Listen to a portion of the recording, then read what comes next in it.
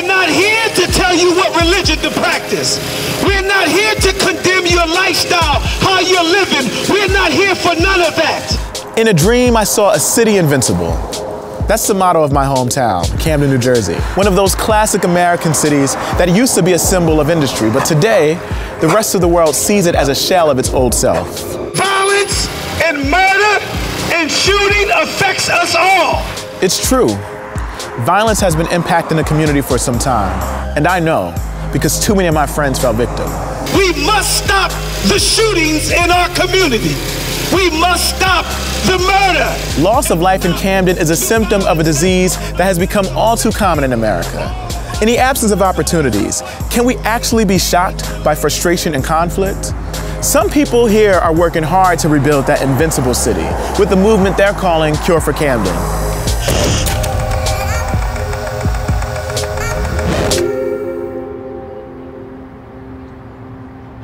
It's good for the community. What channel is going to be on?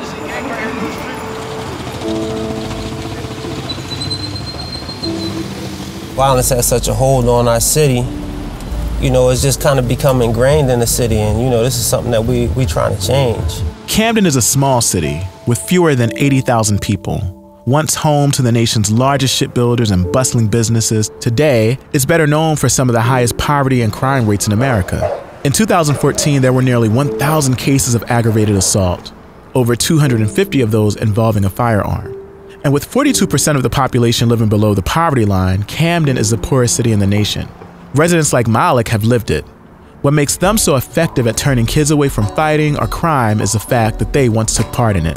They know, you know, my good, they know my, you know, my past, my bad.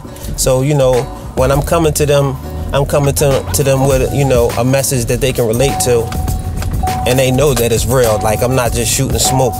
Trust and credibility are the foundation of Cure for Camden. It's a community program funded by the city and the Department of Justice that treats violence like a disease. And its messengers always know something of what it's like to confront social ills. Like any epidemic, the first step in eliminating violence is early detection.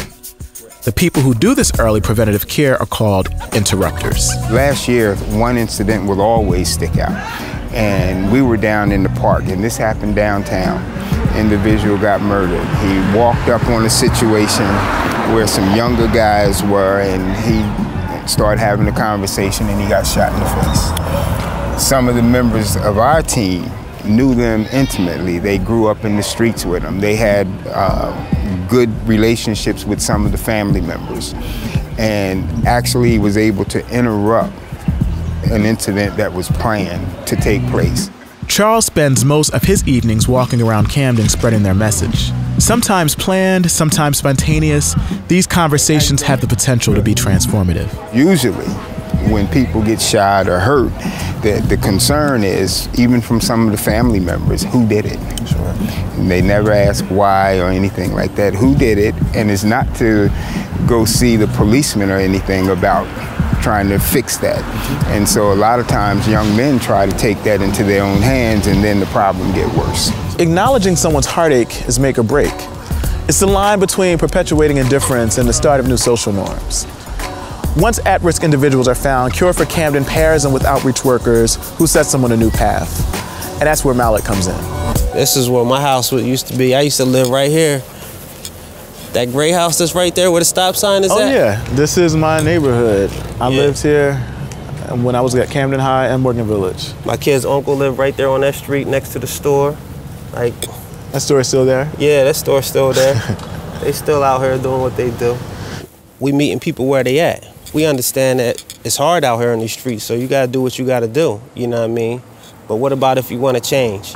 If you wanna change, get with me. Because people often talk about violence prevention as just like, you know, put down the guns or stop the violence. Well, once people stop, they need something to do. Right. We trying to provide them with everything: food, clothing, shelter, you know, education, counseling, whatever it is that they need, you know, but they use us as that medium to be able to get in there and get to them.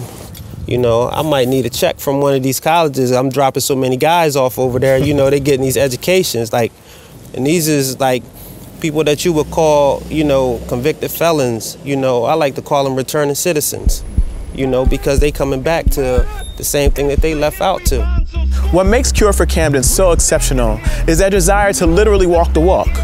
They do outreach work in the same communities they've grown up in, and they intervene in violence on the very streets they've roamed. Stop the violence! Stop the violence! Voice needs to be heard! Stop the black on black crime! Roscoe Carter is 23 years old, and he has a lot on his plate. He's raising a 2-year-old daughter, working, and preparing for his next semester of college. A few years ago, things were different. While he was struggling to provide for his newborn, he got involved in the streets and sold drugs. Malik took Roscoe under his wing, and eventually Roscoe came to trust Cure for Camden. I don't know if a lot of people understand how hard that can be when you have, you know the streets. Yeah, you have a child, you know what I mean? Like, talk about that. How difficult, how difficult is it to get out of the game? Knowing like a 9 to 5, like how I want to live. I want to be able to live, have my daughter comfortably living. You know what I mean? So I'll try to make sure that we don't struggle. And then it takes me to not sell drugs for them, try to make sure we don't struggle. But at the same time, if anything happened to me, then I can't be there for my child. So it's like volunteering with Cure for Camden, passing out the flyers and stuff like that. Like, that was something new to me too. What did that feel like for you? It felt different, like for me to be like, damn, I'm actually doing something, and then people that know me in the city, knowing my reputation, and being in the streets where they see me dressed up, doing something totally different, like, damn, now everybody want to know, what's that? What type of program is that? Feel me?